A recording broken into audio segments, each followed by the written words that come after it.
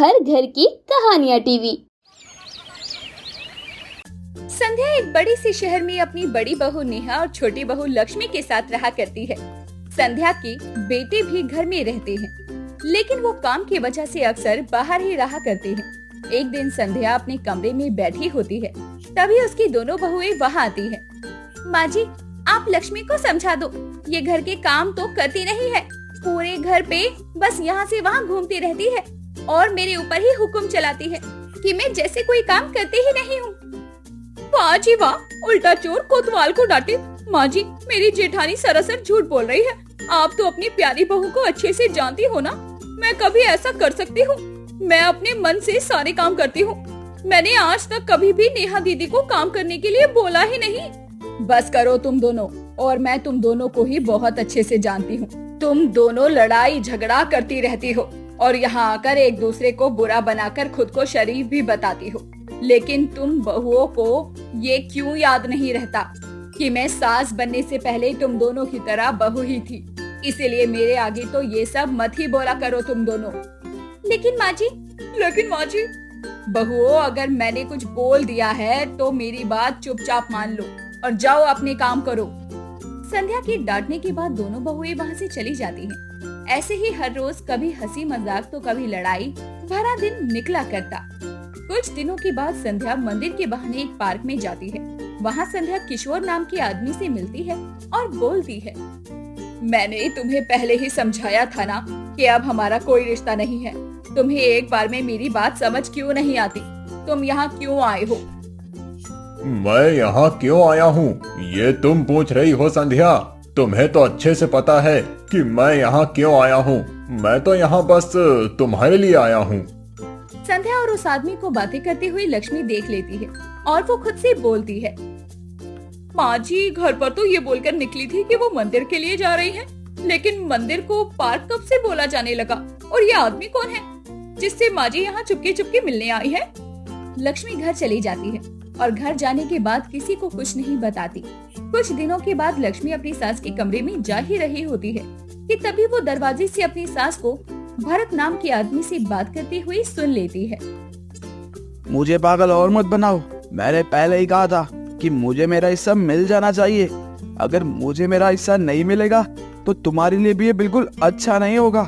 मुझे मेरा हिस्सा दे दो। तुम क्या पागल हो गए हो? तुम ऐसे ही अचानक से क्यों आ गए? अगर अभी तुम्हें किसी ने मेरे कमरे में देख लिया तो बवाल हो जाएगा।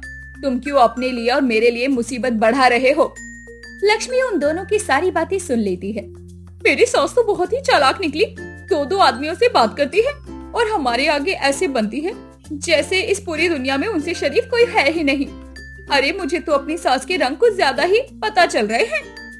लक्ष्मी अपनी सास की फोटो ले लेती है और जब वो आदमी कमरे से बाहर जाता है तो लक्ष्मी अपनी सास को वो तस्वीर दिखाती हुई बोलती है, अरे माँ जी, हमने अभी थोड़ी देर पहले ही आपकी अच्छी तस्वीर निकाली है। उस आदमी के साथ पूरी वीडियो भी बनाई है। बहू, कौन से आदमी की बात कर रही है तू? मैं तो किसी आदमी को नहीं जानती। तू किस आदमी के बारे में बोल रही है? अरे माँ जी, आप नहीं जानती किसी आदमी को, लेकिन बिना जान पहचान के बाद भी दो आदमियों के साथ आपकी तस्वीर निकाल ली है हमने। एक तो पार्क में जहाँ मंदिर के बहाने आप गई थी, और एक आपके ही कमरे में जहाँ वो आदमी आया था। अगर आप नहीं जानती तो कोई बात नहीं, सबको दिखा देती हूँ वो फोटो। बाकी सब तो जानते ही होंगे ना। बहू, तू किसी को कुछ मत बता। तू जो बोलेगी मैं वो करूँगी।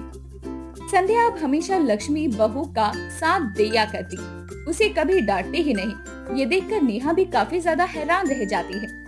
ये आजकल माँ जी को क्या हो गया है? इतनी बदली क्यों नजर आ रही है? ऊपर से लक्ष्मी की इतनी तरफदारी भी कर रही है। नेहा को अब अपनी सास पर और अपनी देवरानी पर शक होने लगा था। कुछ दिनों के बाद नेहा अपनी सास को दो आदमियों के साथ देख लेती है। तुम लोगों ने क्यों मेरा जीना हराम किया हुआ है? मैं एक ही बात को कितनी बार समझाऊं? तुम सबको मेरी बात समझ क्यों नहीं आ रही? मेरे पांचों पतियों ने मेरा जीना हराम क्यों किया हुआ है? शादी से पहले भी मैं कभी खुश नहीं रह पाई, और अब जब मैं अकेली रह रही हूँ तो भी मुझे इतना दुख क्यों दे रहे हो? ये सारी बातें नेहा सुन लेती है। माँ जी के 5 पति? माँ जी तो कलयुग की द्रौपदी निकली। मुझे नहीं पता था कि माँ जी अपने समय में इतनी ज्यादा मॉडर्न होंगी। संध्या अपनी दोनों बहुओं और बेटों से जो छुपा रही होती है, अब वो दोनों बहुओं को सब सच पता चल गया था। ऐसे ही एक दिन नेहा अपनी सास से बोलती है, माँ जी, मैं आपके लिए 5 तरह की सब्जी बना दूं क्या? बहू, इतनी महंगाई हो रही है और तू 5 तरह की सब्जियां बनाने की बात कर रही है। दाल बना दे, वही बहुत है। तो माँ जी, मैं 5 अलग अलग तरह की दाल बना दूं? नहीं बहू, एक ही तरह की दाल बहुत है। ठीक है माँ जी, तो एक काम करती हूँ, आपके लिए खास 5 पराठे बना देती हूँ। बहू, ये क्या 5-5 लगा रखा है? तेरा दिमाग खराब हो गया है क्या? अरे माफ करना माँ जी, मुझे लगा कि आपको सब 5 की गिनती में पसंद आता होगा। नेहा अब अपनी सास को बातों बातों में चुप करवा देती है। अभी तक संध्या को नहीं पता था कि नेहा को उसके 5 पतियों के बारे में पता चल गया है और वहीं लक्ष्मी को सब कुछ पता होता है। तो वो अपनी सास से बोलती है, माँ जी, वैसे आपको अपने 5 पति में से सबसे ज्यादा कौन पसंद है? सबसे ज्यादा आप किसके साथ समय बिताती थी? लक्ष्मी बहू, तू ना बस कर जा, मैं तेरी सास हूँ।